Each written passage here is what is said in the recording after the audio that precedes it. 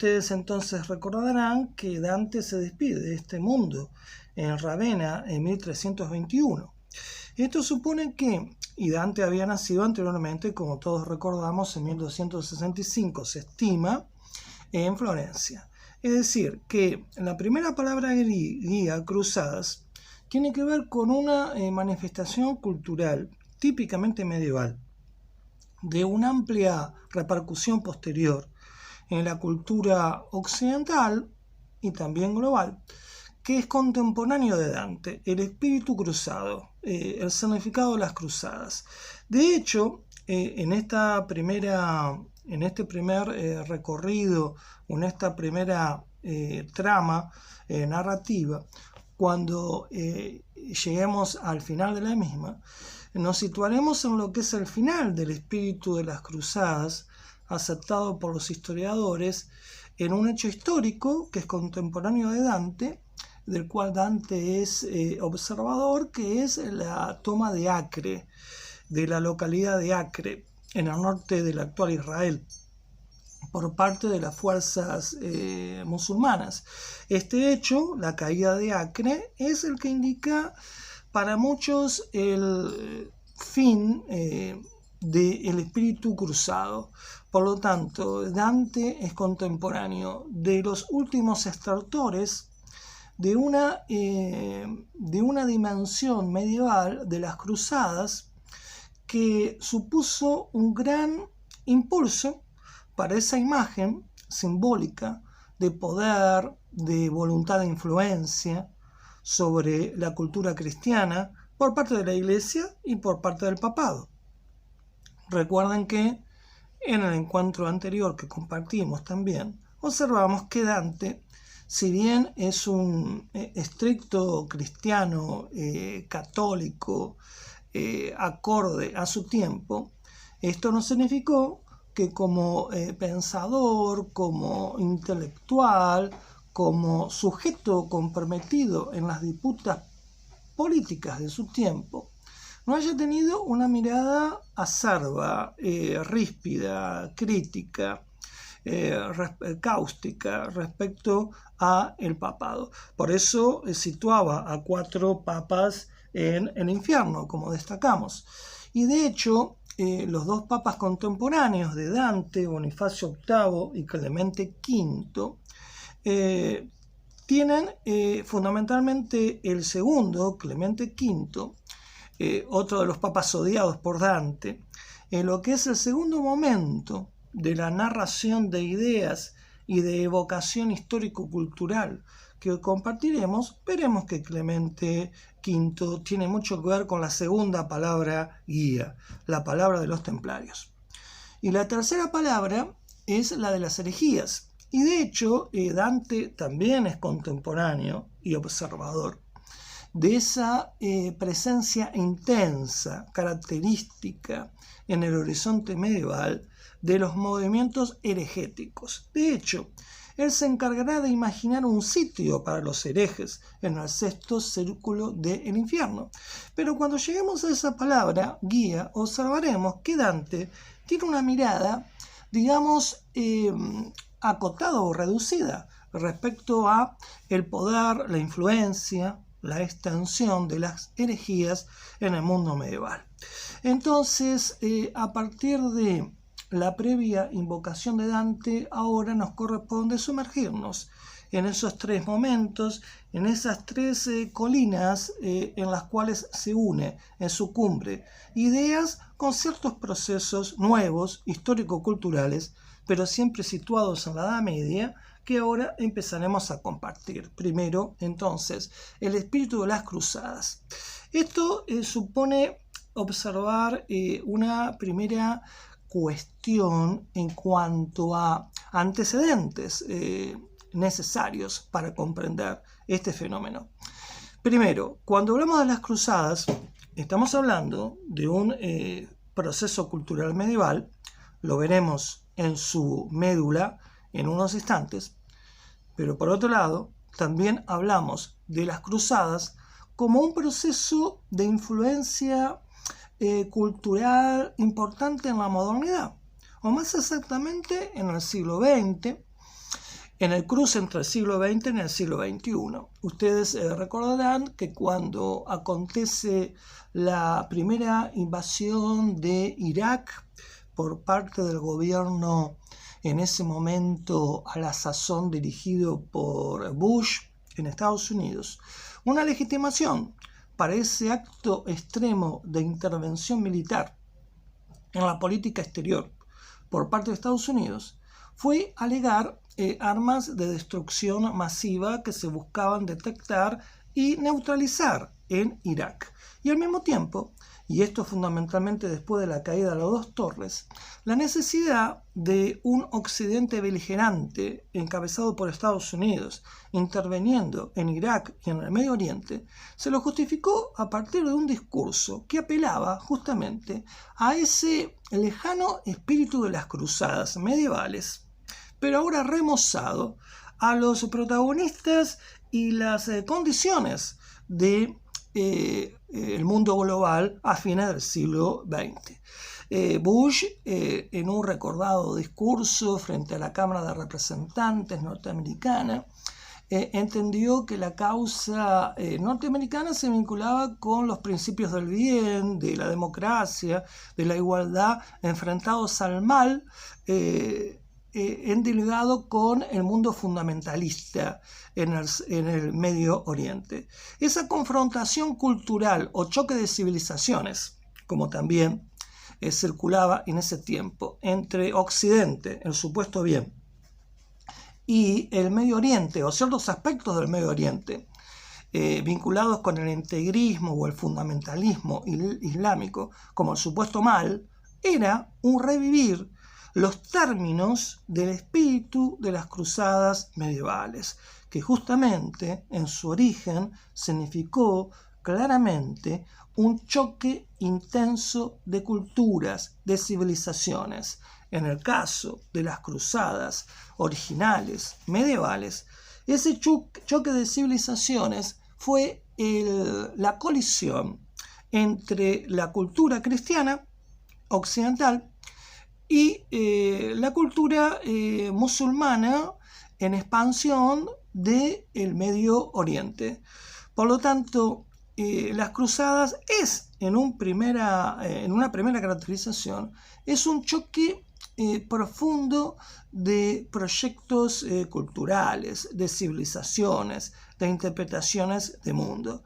Pero el espíritu de las cruzadas también tiene otras significaciones.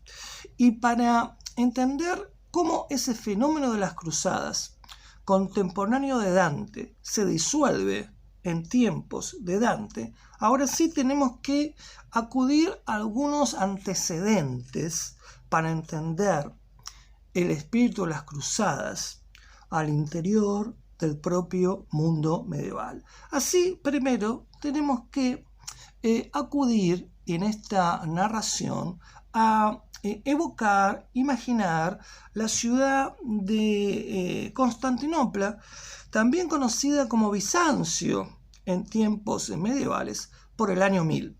Esta ciudad, como muchos de ustedes saben, es la actual Estambul, la Estambul europea. Ocurre que Bizancio, para el año 1000, es la ciudad que en el siglo IV después de Cristo, un emperador romano, Constantino, había fundado como una segunda Roma, ahí en la proximidad del estrecho del Bósforo, en ese lugar estratégico de rutas comerciales con Asia y con el Medio Oriente.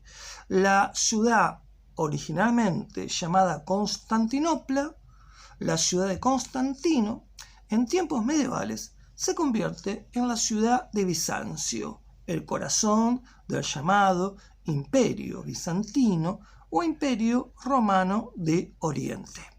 En el siglo VII después de Cristo, el Imperio Bizantino tuvo un emperador muy significativo en su influencia o legado cultural, incluso hasta la fecha. para aquellos que hayan transitado por la carrera del derecho o por el estudio de las leyes, quizás recuerden el digesto, aquella recopilación de leyes romanas por parte de Justiniano. Y esto ya es una manifestación de la importancia cultural del Imperio Bizantino, su capital en Bizancio. Y el año 1000. Si pensamos en el año 2000, más próximo a nosotros, podemos, y si nos preguntamos cuáles eran las ciudades más poderosas a nivel planetario en el año 2000, quizás podríamos decir Nueva York, Tokio, Pekín, quizás hasta incluso Londres. Pero en el año 1000, que tiene muchos significados que ahora no podremos recuperar, en el año 1000 la ciudad de Bizancio era la ciudad más poderosa, más rica, al menos del mundo que hoy llamaríamos occidental. La ciudad de Bizancio se enriquecía por su posición estratégica en las rutas comerciales, como hemos referido, que conectaban a Occidente con el Medio Oriente y con Asia. Y ocurre que para el año 1000 la ciudad de Bizancio o el Imperio Bizantino es dirigido por un emperador muy significativo que en estos antecedentes se los comentaré de forma muy fugaz, que bien podría detenerme porque es uno de los personajes que me parecen más fascinantes de la historia cultural occidental en su momento medieval, que es el emperador Basilio II. Basilio II fue el que llevó al Imperio Bizantino por aquella época a su esplendor cultural, político, militar, en cuanto a la expansión y consolidación del Imperio Bizantino. Basilio II, no puedo resistir comentarles, perdónenme, aunque sea como un pie de página, Basilio II era un emperador soldado, que era muy amado por sus soldados porque vivía como ellos, soportando las mismas dificultades de las campañas, comiendo la misma comida y siendo un ejemplo de honestidad al punto que Basilio II dejó al Imperio Bizantino con un tesoro, con más caudal y riqueza de cómo lo recibió. Punto.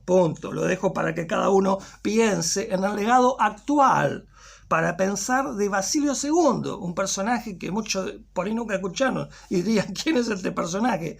Basilio II dejó su administración o gobierno con más riqueza de lo que lo recibió. Punto. Y Basilio II, lo que ahora nos interesa, llevó al Imperio Bizantino a su gran esplendor, derrotando al Imperio Búlgaro, que en su momento era toda una potencia protagónica en las luchas en la actual península balcánica. Y ahí permítame agregarles que es algo muy conocido que Basilio II, después de derrotar a los búlgaros, tomó a 8.000 prisioneros búlgaros y los dividió en grupos de 100, y de cada uno de esos grupos de 100 a 99 ordenó cegarlos. A uno lo dejó con un solo ojo para que dirigiera al grupo restante de regreso a Sofía, como un castigo, digamos, para sentar el peligro de rebelarse contra este emperador. Pero ¿por qué les menciono a Bizancio, a Basilio II? Porque para el año 1000 el Imperio Bizantino está en su esplendor. Y eso significó que en Europa Oriental, en lo que hoy sería Estambul, en lo que sería el ámbito de la actual Grecia, en el ámbito geográfico de la actual Bulgaria o Rumania, desde esa área geográfica de Oriente, la plenitud del Imperio Bizantino significaba una importante barrera de contención de la amenazante expansión del Islam a partir del momento en que dentro del mundo islámico el poder pasa de los árabes hacia los turcos. Los otomanos, los turcos selúcidas, que van a construir el famoso imperio turco-otomano de creencia, de fe musulmana. Ocurre que durante lo que sería el siglo XI, el siglo XII, ese poder del Imperio Bizantino había dejado más o menos lejano el peligro de la expansión musulmana respecto a la Europa occidental, salvo la excepción, aunque controlada, de la presencia musulmana en la península ibérica, que seguramente ustedes recuerdan. Hubo en el 711 una importante invasión de los árabes musulmanes procedentes de África en España, y después se inició el famoso proceso de la Reconquista. Esa reconquista desde el norte de España, León, Navarra, después Aragón y también Castilla, va a ser entendida como una de las cruzadas. La lucha entre los cristianos hispanos contra los moros árabes dentro de la península ibérica. Pero la presencia musulmana en la península ibérica, digamos que estaba controlada. De hecho, los musulmanes no tenían ninguna posibilidad de pasar los Pirineos, de invadir la actual Francia, el reino franco, y por lo tanto el corazón o parte del corazón de la Europa occidental. Entonces la presencia musulmana no era un peligro, como lo podía suponer una invasión a gran escala por parte de los turcos otomanos desde el oriente. Pero esta situación cambia justamente en el siglo XIII, cuando el Imperio Bizantino ingresa en una decadencia.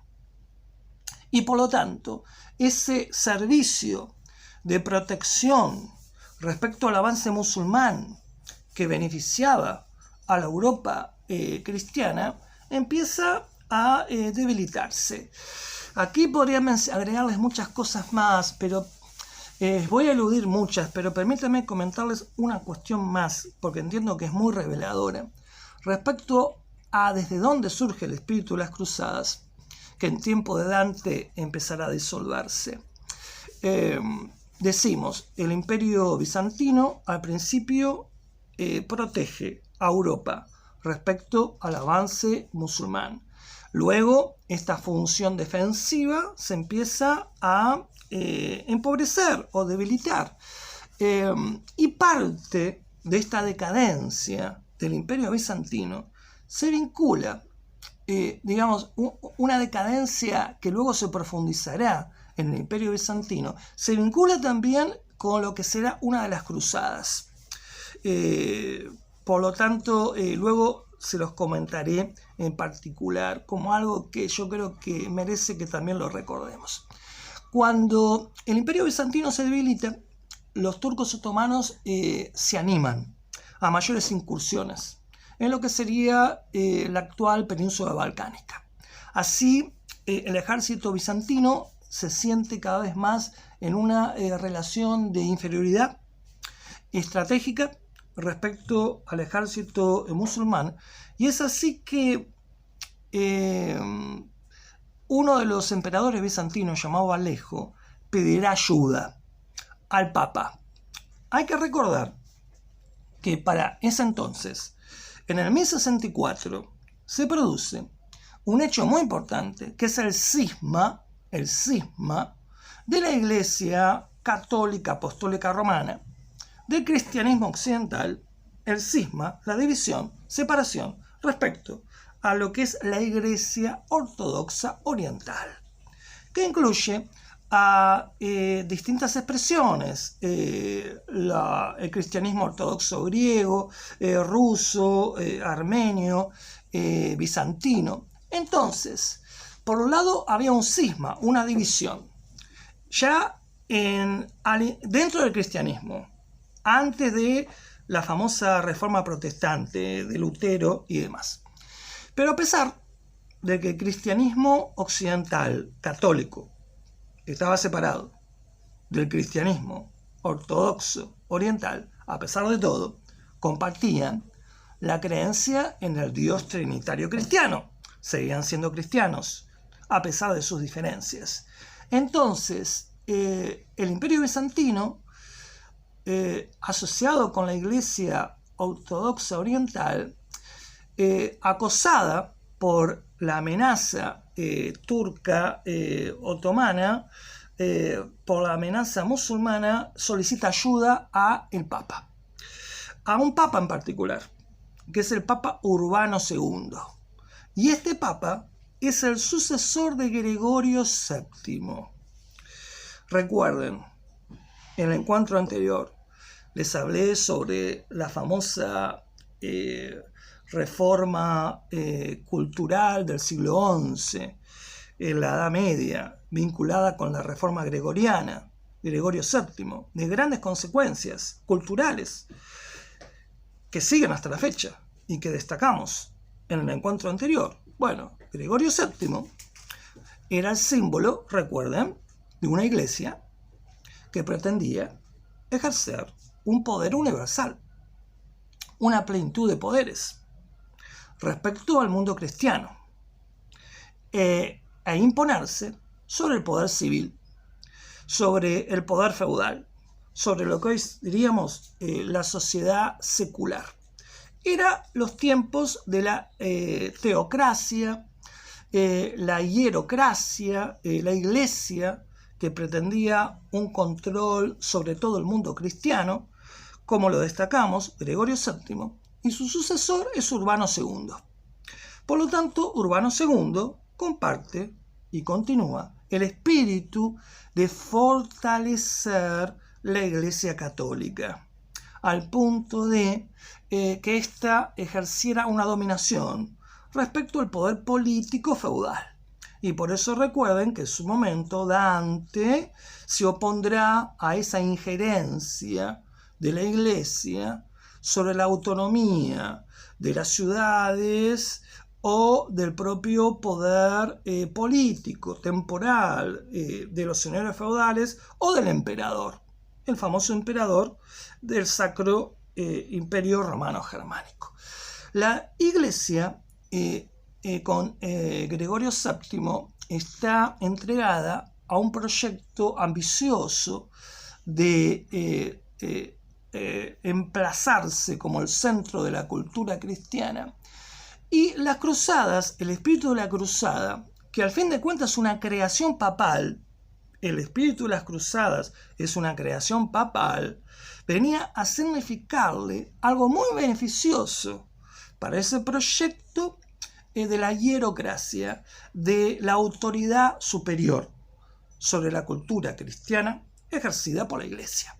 Entonces, cuando los obispos están reunidos en un concilio en la ciudad de Clermont en el año 1095, ese Papa, Urbano II, continuador de Gregorio VII, el gran líder de la reforma gregoriana, escucha el pedido de auxilio por parte de los bizantinos, por parte del emperador Alejo, y lo sopesa, digamos, en términos no solo teológicos, sino más bien, digamos, políticos. El emperador que pedía auxilio, Alejo, era consciente de la fama de los guerreros normandos, digamos, los guerreros del norte de Francia, guerreros famosos por su ahínco belicoso, y de hecho por aquellas épocas los normandos habían conquistado Sicilia, el sur de Italia. Alejo, el emperador bizantino, quería formar un ejército de mercenarios normandos para repeler la amenaza musulmana. Por eso pide auxilio. Es decir, a Urbano II lo que lo movió a aceptar ese pedido seguramente no fue un deseo de ayuda fraternal a los primos cristianos de la Iglesia Ortodoxa Oriental, sino que seguramente Urbano II advirtió que era muy conveniente el auxilio bizantino para fortalecer la influencia de la Iglesia respecto al poder feudal. ¿Por qué? Porque Urbano II convoca a los guerreros feudales, a los soldados de las principales fuerzas de Europa, a un ejército único, un ejército cristiano, un ejército bajo la cruz y bajo la bendición del Papa, con la misión de, primero, detener la amenaza musulmana en Oriente, en el Imperio Bizantino, pero segundo y más importante, y esto ya expresa el nacimiento del espíritu cruzado, la creación cultural de las cruzadas en todo su esplendor. Urbano II concibe que ese ejército cristiano se imponga como meta la invasión de Medio Oriente y la recuperación de Jerusalén, la ciudad sagrada para el cristianismo, los lugares vinculados con la pasión de Cristo, el Santo Sepulcro. El propósito de ese ejército, que será llamado ejército cruzado, era un fin, era una meta de recuperación de Jerusalén, a fin de que la peregrinación desde Europa hacia Jerusalén estuviera asegurada. Ocurre que antes de este proceso de formación de las cruzadas, la peregrinación en Europa había sufrido algunos cambios. En un comienzo, la peregrinación, el principal lugar de peregrinación era Roma, pero luego, durante la Edad Media, Santiago de Compostela y Jerusalén se convierten en los principales destinos para los peregrinos. Y la cuestión del peregrinaje era un aspecto importante en ese momento de la mentalidad occidental, porque los peregrinos le dan vida al llamado homo viator, el homo viajero. Y el viajero, en la Edad Media, el prototipo del viajero será el peregrino y al mismo tiempo el comerciante. Y veremos que justamente los viajes de los comerciantes europeos serán fuertemente alentados como una de las consecuencias o aspectos de las cruzadas. Entonces, los peregrinos anhelan visitar Jerusalén, pero Jerusalén estaba en manos ya musulmanas. Por lo tanto, Urbano II entendió que el pedido del emperador bizantino le daba la excusa para convocar a los señores feudales a una causa bajo la bendición, la superioridad del amparo, el patrocinio por parte de la Iglesia. Ya antes de lo que sería la formación del espíritu cruzado por parte del Papa Urbano II y del espíritu de las cruzadas, ya antes hubo, digamos, ejércitos con la bendición papal para enfrentar a los musulmanes, por ejemplo en España, como antes comentábamos. Y ya antes el Papa ofrecía como un beneficio para la participación en esos ejércitos que buscan defender la causa cristiana, el perdón de los pecados, la remisión de los pecados, un beneficio de indulgencia. La Iglesia tenía un gran poder en el imaginario, en el entramado simbólico de la Edad Media. Luego lo irá perdiendo durante la modernidad. Por un lado, el poder de amenazar con la excomunión. Ya hablamos sobre eso. Una de las peores cosas que le podía pasar a un cristiano era ser expulsado de la iglesia. Acuérdense cuando hablamos de Enrique IV, que se opuso al Papa pero lo excomulgó y a partir de ahí perdió el apoyo político que tenía. Ese era un poder simbólico fuerte por parte de la iglesia, la excomunión. Y otro poder era la indulgencia. La indulgencia es el poder de perdonar los pecados. de aliviar los pecados. Y de hecho, la segunda parte de la Divina Comedia, vinculada con el purgatorio, tiene que ver con otro camino para aliviar la carga de los pecados que impiden que el alma inicie su camino definitivo hacia el cielo. El purgatorio va a ser una institución creada por la Edad Media para aligerar esos pecados. Y de ahí las 9 terrazas de la montaña del purgatorio que Dante imagina, y que luego la continuidad de este espacio en febrero lo veremos en particular. El purgatorio, la indulgencia. La Iglesia se reserva el derecho para dar indulgencia o perdón de los pecados.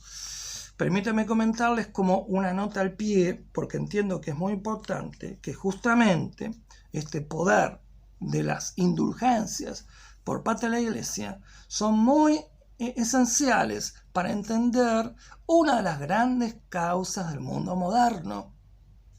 La Reforma Protestante surgió como una denuncia del mal uso de la Iglesia Católica de las indulgencias. Esa fue la protesta original de Lutero, que era parte de la Iglesia Católica. No era romper con la Iglesia Católica, sino decirle al Papa: las indulgencias, el perdón a los pecados, los estás manejando de forma corrupta, cuando las indulgencias se vendían. Entonces, la indulgencia, que se te perdona tus pecados a partir de las concesiones de la Iglesia, era algo de gran impacto en la mentalidad medieval. Es por eso que muchos guerreros, al saber que si morían combatiendo en ese ejército cristiano, bajo el amparo de la Iglesia, sus pecados eran perdonados, recibían ese beneficio eclesiástico, teológico de las indulgencias. Esta fue una de las causas que motivó a que muchos, luego de que se anunciara la convocatoria para un ejército cruzado, se alistaran de buen grado. Pero antes de hablar de las razones por las cuales los cruzados se convertían en tales, terminemos por definir las cruzadas, que en tiempo de Dante en su espíritu se disuelven. Veremos después por un hecho particular. Surgen en el 1095 con Urbano II como una respuesta de un cristianismo unido para no solo garantizar la seguridad del cristianismo europeo, sino para capturar Jerusalén, conquistar Jerusalén, con el propósito del peregrinaje. Entonces, las cruzadas, el espíritu de las cruzadas, así surge el primer ejército cruzado. En las cruzadas es muy importante que, para ser aceptado como soldado cruzado, miembro de esta fuerza, debe ser bajo el patrocinio directo del Papa o de un legatario, un enviado del Papa. Por lo tanto, el ejército cruzado, una fuerza militar, está ya directamente bajo la justificación, el control por parte de la Iglesia.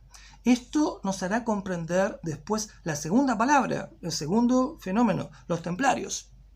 Y ese vínculo casi de admiración de Dante respecto a los templarios. Si pueden, cierren por favor los micrófonos, de ser posible. Entonces, el espíritu cruzado, como creación papal, significa una fuerza, un ejército colectivo.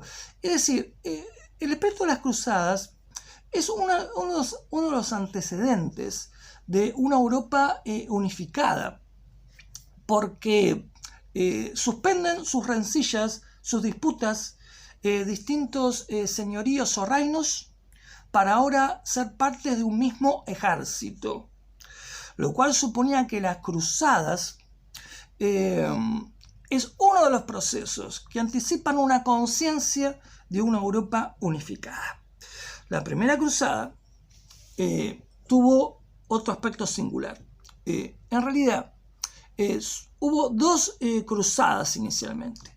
Una cruzada feudal, un ejército cruzado feudal aristocrático, del cual ahora hablaremos, bajo la directa convocatoria y legitimación del Papa, y una segunda cruzada que supuso un ejemplo de cómo esas cruzadas daban lugar a un fervor por la salvación, por ir a Jerusalén, como una forma de posible salvación y perdón de los pecados, que generaba tanta fascinación en la cultura medieval que hacía perder el sentido de la prudencia o de la racionalidad. Porque la primera cruzada surgió con dos ejércitos. El ejército de caballeros y un ejército popular de gente común que iba uniéndose a un ejército a pie bajo liderazgo de un personaje, un clérigo llamado Pedro el Ermitaño, con alguna escasa presencia de soldados profesionales, y ese ejército que hace a lo que se conoce como la Cruzada Popular en el inicio de las cruzadas, tuvo, como pueden prever, un destino fallido.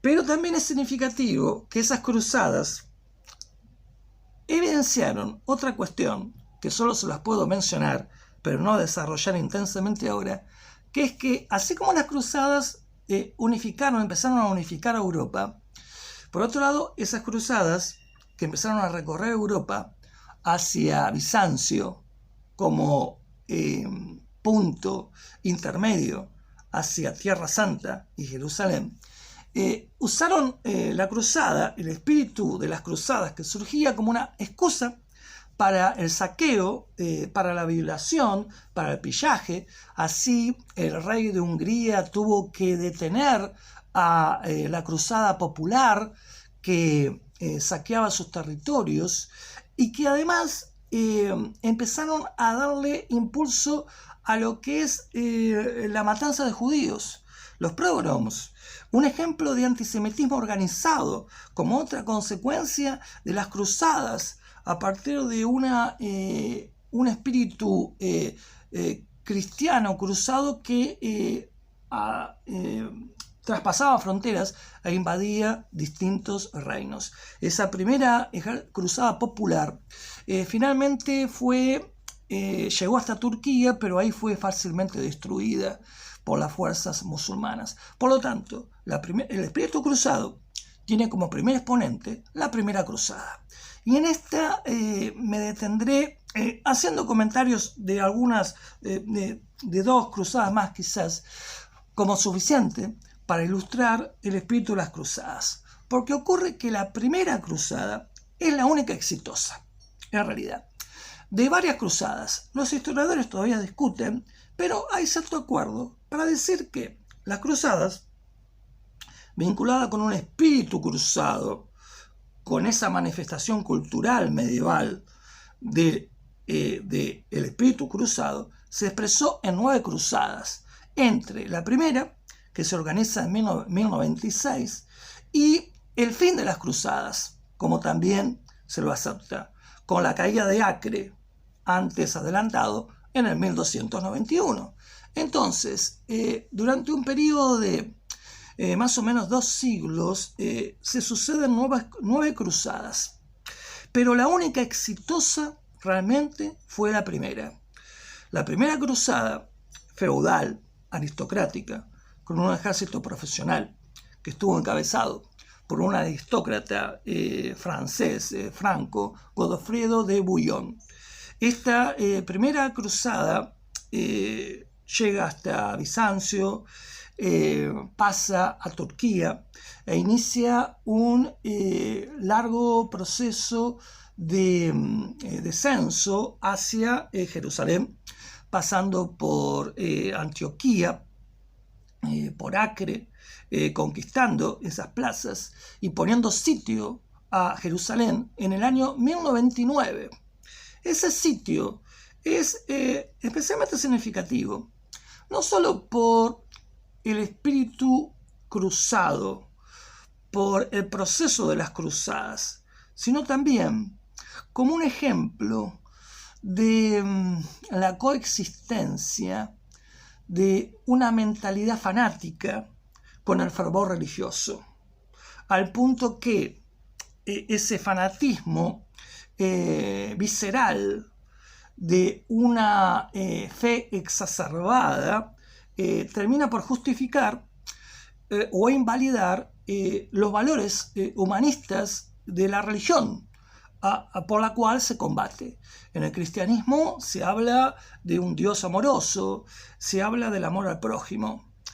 Obviamente que sabemos que entre la idealidad cristiana y la realidad del cristianismo en la historia hay una gran diferencia, pero sin embargo, el grado como se negó los valores cristianos en la primera cruzada bajo la supuesta lucha por Cristo, por la cruz, no deja de ser significativa aún en términos medievales, aún en términos de la violencia naturalizada en el mundo medieval, es decir, al punto que la Iglesia terminó aceptando la violencia organizada, militar, como parte de la propia supervivencia de la Iglesia cristiana y por ende de la cultura europea occidental.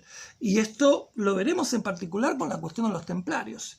¿A qué me refiero específicamente? Cuando el ejército, la primera cruzada, sitia Jerusalén, hay una primera resistencia y finalmente la resistencia cae, la ciudad es tomada. Y ahí se produce este hecho, el ingreso del ejército cruzado en un fervor religioso que se confunde con un fanatismo arrollador que mata a degüello a, se calcula, quizás 50.000 personas indefensas dentro de Jerusalén. Mujeres, niños, ancianos, todos son asesinados después de la toma de la ciudad. Los cronistas refieren imágenes que parecen apocalípticas, pero que quizás eran un testimonio de el calibre inconmensurable de un espíritu religioso quizás degradado por un fanatismo y por un espíritu de revanchismo que hizo que la sangre fluyera hasta llegar hasta los tobillos por las calles de Jerusalén. Y cuando la violencia terminó por disiparse, Jerusalén se convierte en la capital de lo que se va a llamar el Reino de Jerusalén, que va a ser uno de los llamados reinos francos, reinos latinos, reinos de ultramar, que surgen como consecuencia del éxito de la primera cruzada. Esa cruzada consigue hacer de Jerusalén una ciudad cristiana, garantizando la llegada de los peregrinos.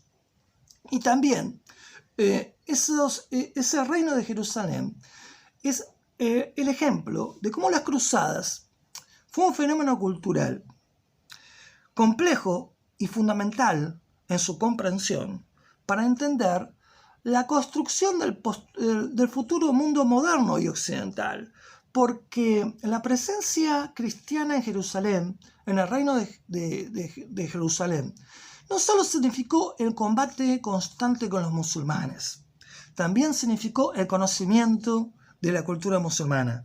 Significó, a pesar de la beligerancia, cierto conocimiento recíproco, con algunos momentos de cierto respeto o interés por la diferencia cultural. Y otra cuestión quizás aún más significativa, la presencia cristiana occidental en el cercano oriente, como consecuencia de la primera cruzada, significó la intensificación del comercio entre Occidente y Oriente. Significó que esa figura del hombre viajero que yo antes les comentaba va a adquirir, más que en el peregrino, en el comerciante. El hombre viajero va a tener su principal exponente. En principio, en la Edad Media, recuerden que siempre se habla que por un lado, buena parte de la población medieval nacía en un lugar vivía en ese lugar, moría en ese lugar, nunca iba más allá del horizonte, no se movía, a no ser que fuera por la cuestión de la peregrinación o por la cuestión de la actividad comercial. Los comerciantes burgueses que surgen de las ciudades medievales y que crean la burguesía, clase social que luego construirá la cultura moderna en lo bueno y en lo malo, va a tener en la figura del comerciante viajero una expresión fundamental. Y esos comerciantes se van a azorar o atrever a viajes más largos hacia el Medio Oriente o hasta China, como pasa con Marco Polo, como consecuencia de la presencia cristiana latina en Medio Oriente, como parte de las cruzadas. Entonces, las cruzadas significan un fenómeno cultural que en su momento de esplendor también fue totalmente funcional para ese proyecto de superioridad de poder por parte de la Iglesia. Ese proyecto que Dante acusaba, despreciaba en su condición de pensador político, como en su momento lo destacamos a partir de su obra de 1311 de Monarquía, ya en el exilio. Es decir, ese proyecto de una iglesia que no solo pretende administrar las cuestiones del espíritu, de la fe, del más allá, sino tener un control fáctico, efectivo, del conjunto de la cultura cristiana. En su esplendor, las cruzadas fueron favorables a fortalecer esa influencia de la Iglesia sobre el conjunto de la sociedad. Y es esto lo que nos permite entonces ahora hacer la conexión con la segunda palabra clave que organiza el relato que hoy estamos compartiendo de ideas y procesos históricos culturales del tiempo medieval de Dante. La palabra de los templarios es una consecuencia también de las cruzadas. Se vincula fuertemente con una iglesia que va a legitimar la violencia militar como parte de su propia supervivencia amenazada, como decíamos, pero también con otras pretensiones, como ahora veremos. Ocurre que el reino de Jerusalén tiene como primer rey al que fue hermano de Godofredo de Bouillon, que era el líder máximo de la exitosa Primera Cruzada. Estamos hablando de Balduino I. Y ocurre que Balduino advierte la necesidad de organizar un control militar de las rutas desde Turquía, Siria, hacia Jerusalén.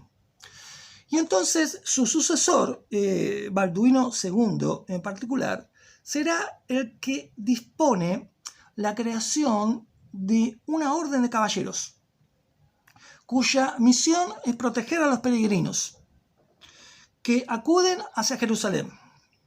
A esa Jerusalén en manos, por el momento, cristianas. Ese va a ser el momento en el cual en el 1118, con una Jerusalén cristiana, Balduino II acepta una propuesta surgida de un caballero de origen franco, Hugo de Payens, de constituir una orden con la meta, en principio, de proteger a los peregrinos en camino hacia Tierra Santa.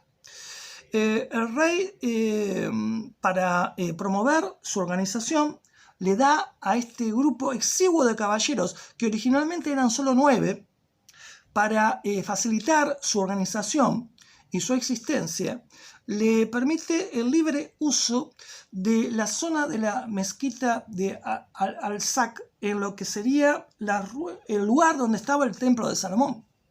Y es por eso que estos 9 caballeros van a tener como su lugar de referencia la zona del templo de Salomón, y por eso van a empezar a ser llamados como los caballeros del temple o templarios. Este es el origen de la orden de los pobres caballeros de Cristo del templo de Salomón, más conocidos comúnmente entonces como templario. Surge a partir de un convenio entre Balduino II y el patriarca de Jerusalén. máxima autoridad religiosa cristiana en la ciudad. Y en sus orígenes, estos templarios vienen a dar cuenta de la presencia cada vez más significativa de la caballería en el mundo cristiano medieval. Este es un tema en sí mismo que no lo puedo abordar ahora, pero permítanme comentarles que la caballería supuso el brazo armado en su origen de los señores feudales. Por lo tanto, el feudalismo, que es de la etapa medieval anterior a Dante, es de la Alta Edad Media, no de la Baja Edad Media, como es la Florencia, en la cual Dante primero actúa como funcionario y después es expulsado, exiliado de la misma. En el primer periodo feudal, el feudalismo, como organización política, económica y militar de la Europa cristiana, alcanza existencia a partir de una potencia militar, que es el ejército de los caballeros, guerreros, soldados, de origen generalmente aristocrático, al servicio del señorío feudal, a partir de un pacto de vasallaje, de fidelidad a su señor. Entonces, la caballería surge primero como una institución netamente militar, que en parte es una continuación de ideales guerreros romanos y germánicos, pero con las cruzadas, con ese proyecto de la Iglesia de tener un control sobre toda la cultura cristiana, la caballería va a ser un instrumento también de la Iglesia, como las propias cruzadas, para fortalecer su propia influencia y su propio poder. Por eso que los templarios es un ejemplo de la transformación del espíritu original de las caballerías. De la caballería como una fuerza militar únicamente al servicio de su señor feudal, a la caballería como una institución multinacional, internacional, con un propósito militar y al mismo tiempo religioso. Ese es el contexto en el cual surgen los famosos monjes guerreros, esa institución de caballería cuya intención era bélica y al mismo tiempo espiritual, y por eso que la Orden del Temple, sobre el cual quizás mucho se ha magnificado en cuanto a que Dante era un admirador o oculto seguidor de los templarios, como luego agregaremos. La orden templaria seguramente sí tuvo mucho que ver con este proyecto de espiritualizar la fuerza bélica europea cristiana. Hacer que el guerrero, el caballero, no fuera únicamente un sujeto amante de la violencia como tal, sino cultor de una violencia regulada, dosificada por un propósito cristiano superior. Y cuando se habla de la caballería, más allá de los templarios, como esta institución militar espiritual, debo comentarles, aunque sea brevemente, en la reconstrucción de este proceso cultural, que cuando hablamos de la caballería, hablamos también del famoso ciclo literario medieval que surge en la Provenza y que se expande luego también en Normandía, incluso en Alemania, el famoso ciclo del Grial, un aspecto fundamental no solo de la caballería espiritualizada o con pretensiones de espiritualización en la Edad Media, sino también de la caballería vinculada con la literatura, con una narrativa novelesca, el ciclo del Grial, el rey Arturo y sus nobles caballeros, que es un antecedente de la novela moderna, que surge con el Quijote como novela paródica de caballería. Entonces, cuando hablamos de la caballería, que nos remite a los templarios adviertan que hablamos de mucho más que de guerreros incendiados por un coraje guerrero, sino que hablamos de un proceso cultural más complejo y quizás interesante. La Iglesia advirtió la presencia del ciclo de caballería artúrica, que surge desde un ámbito secular, desde poetas como Chrétien de Troyes, de la Provenza. Es decir, el ciclo de Grial, como forma de espiritualización de la caballería, surge primero en un ámbito secular, en un ámbito profano. Pero la Iglesia comprendió que la narrativa del Grial, donde los caballeros buscaban a través de aventuras el misterioso Grial, que era un símbolo de una verdad espiritual, entendió que podía ser una vía para tener bajo su influencia, bajo su obediencia a la caballería, en principio díscola, a veces rebelde. Podría explicar mucho más ampliamente esto, pero ahora creo que es suficiente, de modo tal que la caballería se convierta en una fuerza al servicio del Papa o de la Iglesia. Bueno, y entonces existe un aspecto del ciclo de Grial que se conoce como la leyenda de Grial.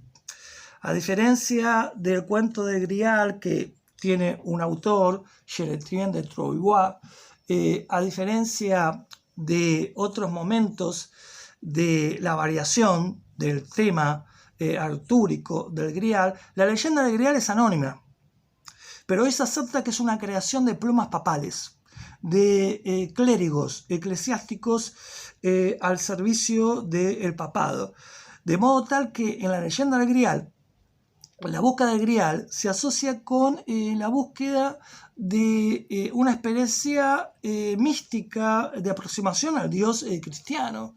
Entonces, en el contexto del proyecto de espiritualizar a la caballería, los templarios, que Dante después se puede manifestar, tanto admira o los seduce, los templarios son parte de este proyecto, un proyecto eclesiástico, papal, de espiritualización de la fuerza guerrera, consonante con el espíritu cruzado. Es así que los templarios llegarán a tener verdadera existencia como una orden influyente en Europa a partir del padrinazgo de San Bernardo de Claraval.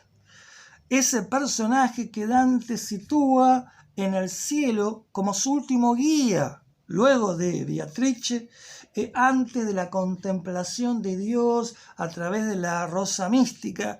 Por lo tanto, el teólogo San Bernardo de Claraval, tan significativo en la imaginación dantesca, es el verdadero constructor, arquitecto de la orden de los templarios, porque San Bernardo de Claraval, primero, estaba emparentado familiarmente con algunos miembros de, empezando por Hugo de Payán, el que propuso el nacimiento de la orden, y por otro lado, San Bernardo de Claraval era un personaje muy influyente en Roma, en la sede pontificia.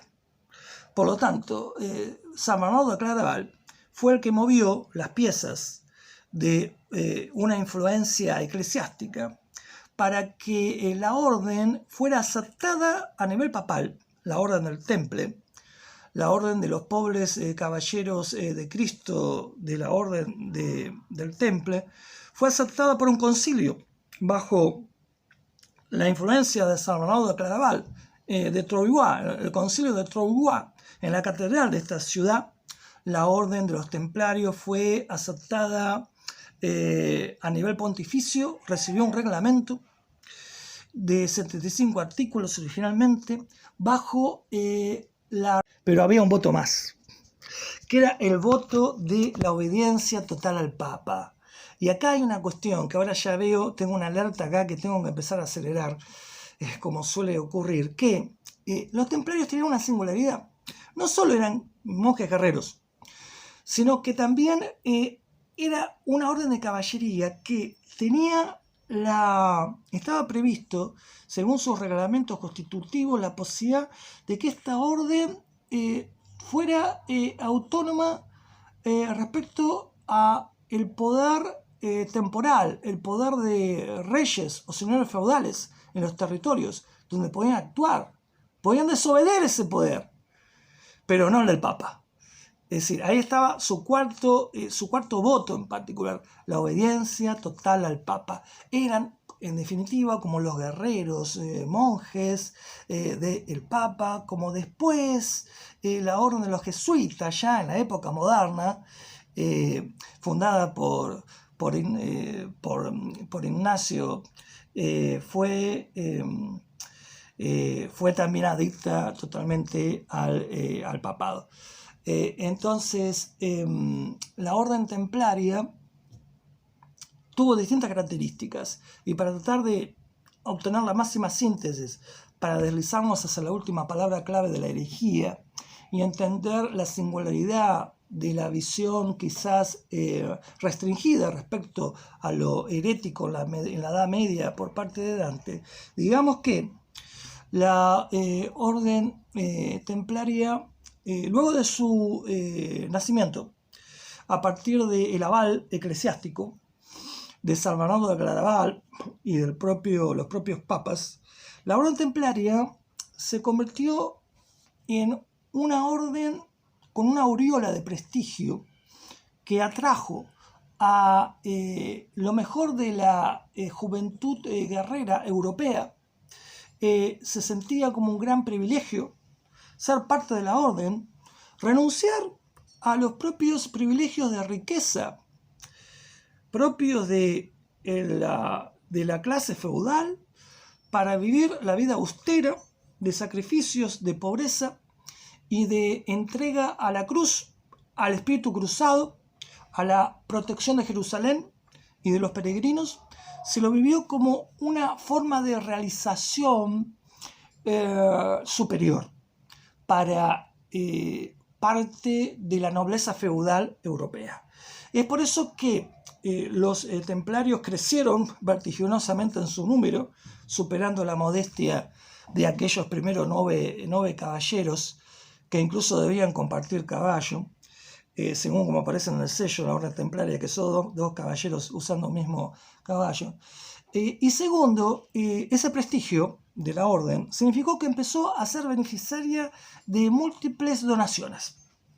Donaciones por parte de los propios señores feudales, donaciones por parte de la burguesía ascendente en las ciudades, esas donaciones en tierras, donaciones en propiedades, donaciones de palacios, hicieron que la orden templaria creciera en una estructura muy poderosa que en su pauta media los historiadores entienden que fue entre 15.000 y 20.000 personas, de los cuales solo un 10% aproximadamente eran guerreros.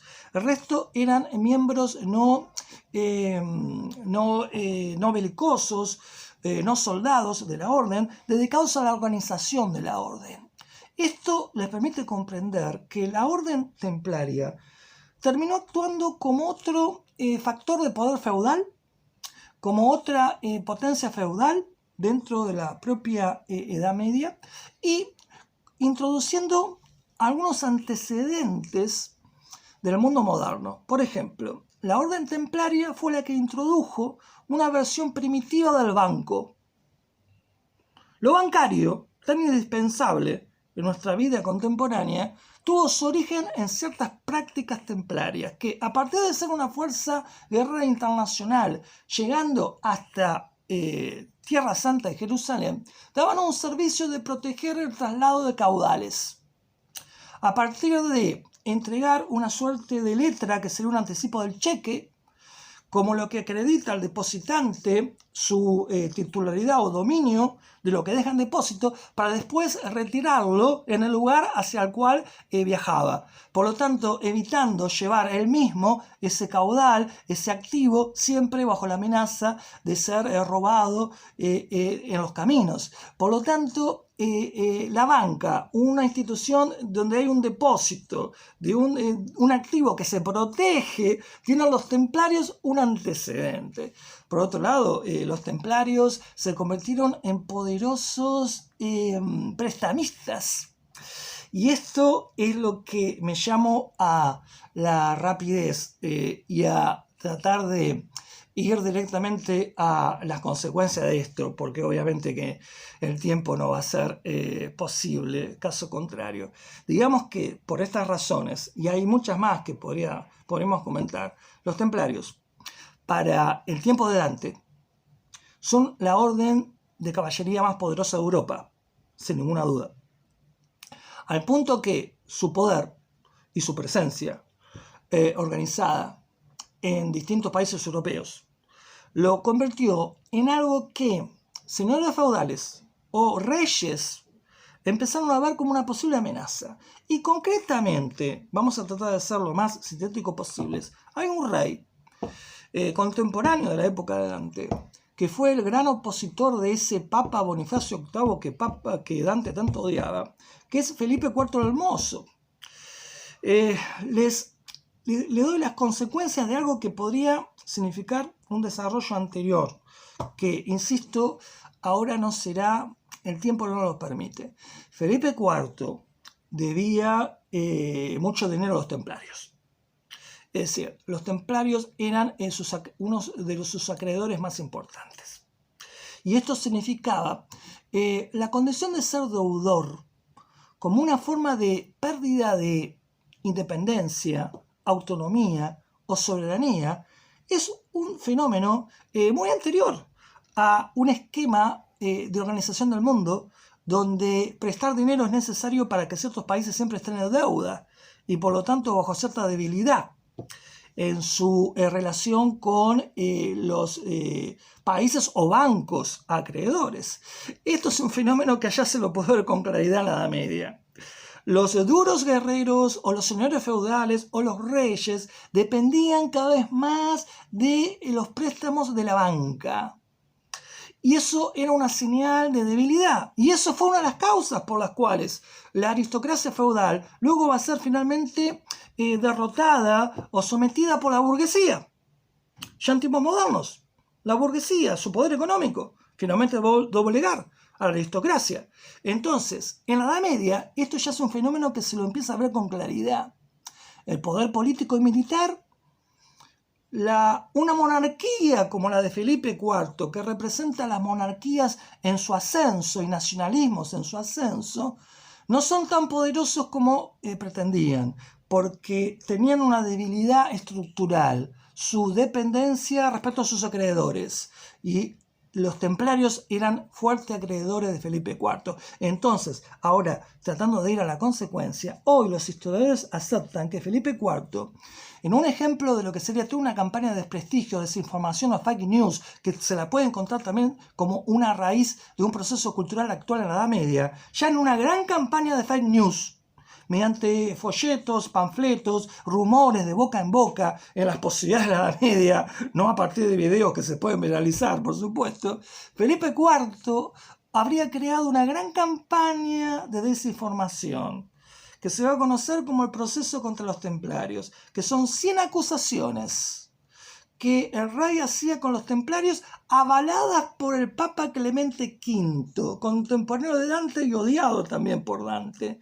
Clemente V estaba bajo el poder, es decir, ese tiempo inicial donde la Iglesia pretende controlarlo todo, donde el espíritu de las cruzadas, la espiritualización de la caballería era parte de eso, como yo les decía, ya a fines del siglo XIII, en la época de Dante, todo eso se va disolviendo. La Iglesia empieza a perder poder de influencia directa o control directo sobre el conjunto de la cultura europea cristiana. La Iglesia empieza a debilitarse y por eso el Papa sostiene una gran batalla con Bonifacio VIII para no perder las prerrogativas sobre nombramientos de clérigos y diezmos que Gregorio VII, acuérdense, había conseguido. O la querella de las investiduras, que les comenté en su momento. Entonces, una iglesia debilitada, el Papa ahora siente que debe negociar frente al poder cada vez más intimidante y amenazante de la monarquía, el poder temporal, representado por la monarquía más poderosa de la época, la de Felipe IV el Hermoso. Entonces el Papa agacha la cabeza y aunque sabe, y hoy hay un documento que fue encontrado, hecho público en el 2007, que era un documento perdido en la Biblioteca del Vaticano, el Pergamino de Chinon. Hoy se sabe que Clemente V, para sus adentros o en su ámbito eclesiástico, confesaba que sabía que las acusaciones eran falsas, pero que no le quedó otra para lograr mantener los ciertos privilegios o intereses de la Iglesia. Y por eso debió someterse a Felipe IV y seguirlo, avalarlo en esas acusaciones. Acusaciones que eran parte, como les decía, de una suerte de campaña de fake news, en la cual a los templarios se le acusaba de ser causantes de la derrota del espíritu cruzado. Porque justamente en 1291, Acre, en el norte de Israel, era una plaza muy importante de esos reinos francos de ultramar que yo les decía, se crearon después de la Primera Cruzada. Pero ocurre que ya Jerusalén había sido recuperada por los musulmanes, famosamente con Saladino, en 1176. Un hecho muy importante que hay que destacar. Pero en 1291 los musulmanes ponen sitio a Acre.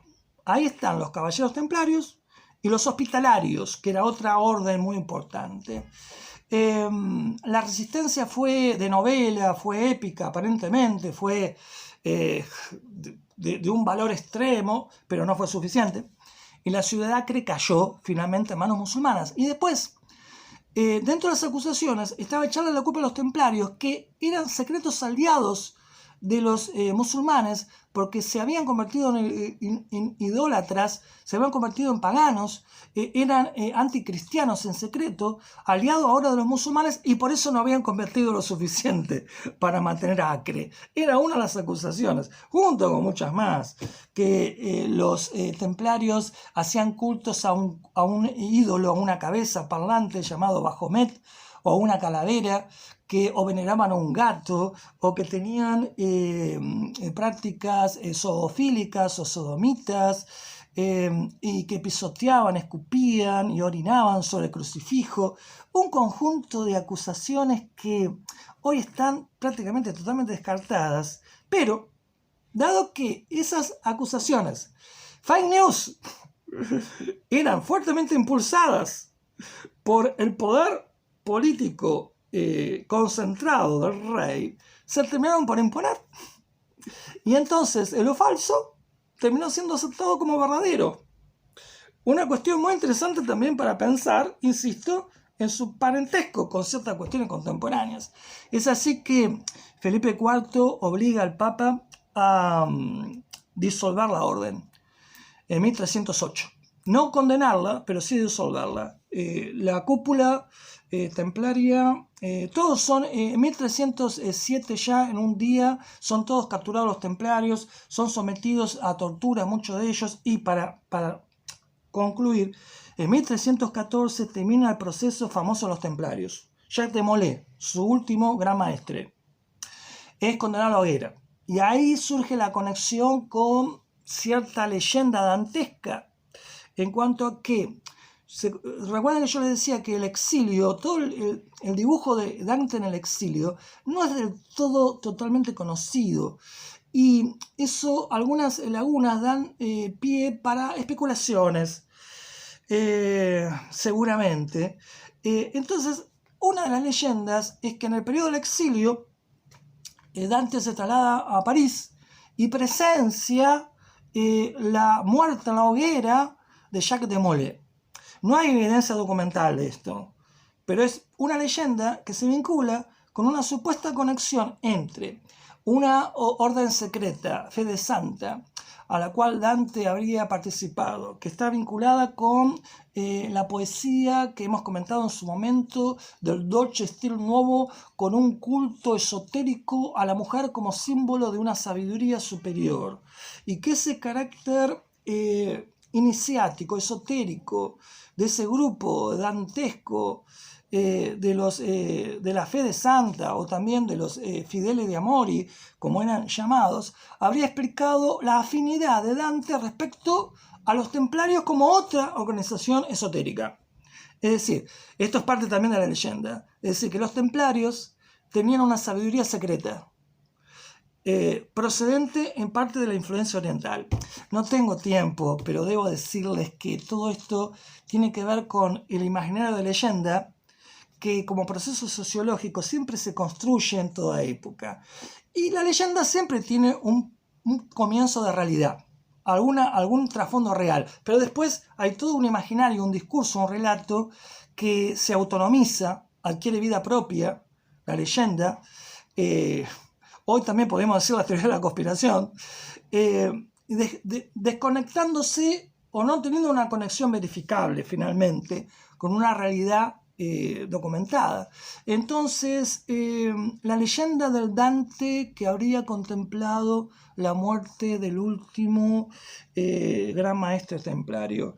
La leyenda de un Dante, la cuestión discutida de un Dante miembro de una organización esotérica que por eso estaba en conexión con una supuesta sabiduría esotérica de los templarios. Les comento que la realidad era que los templarios eran rudos guerreros de vida monacal. Muchos de ellos no sabían, la mayor parte de ellos eran analfabetos. Incluso los grandes maestres eran analfabetos, eran personas, digamos, que actuaban bajo los ideales, valores de la época y bajo una vida asociada con la dureza de la guerra, y no bajo búsquedas de sabidurías más sutiles propias de élite o iniciados. El hecho es que los templarios entonces son destruidos, y este fenómeno es complejo, tiene muchas caras. Una de las caras tiene que ver con el poder de la desinformación por parte de una campaña de un monarca, y tiene que ver también con la leyenda. Otro de sus aspectos, de varios aspectos, se vincula con ese supuesto vínculo de Dante, ratificado por una observación sobre Felipe IV y los templarios en el purgatorio, fugaz más bien, que daría lugar a una fascinación o adhesión de Dante a esta orden en una sabiduría esotérica, en el momento en el cual la disolución de los templarios es también parte de la extensión del espíritu cruzado, con la caída de Acre, con la destrucción de la orden templaria en la propia época o de forma contemporánea a Dante. Por lo tanto, las cruzadas, los templarios, lo medieval, ciertas repercusiones en Dante son parte de esta narrativa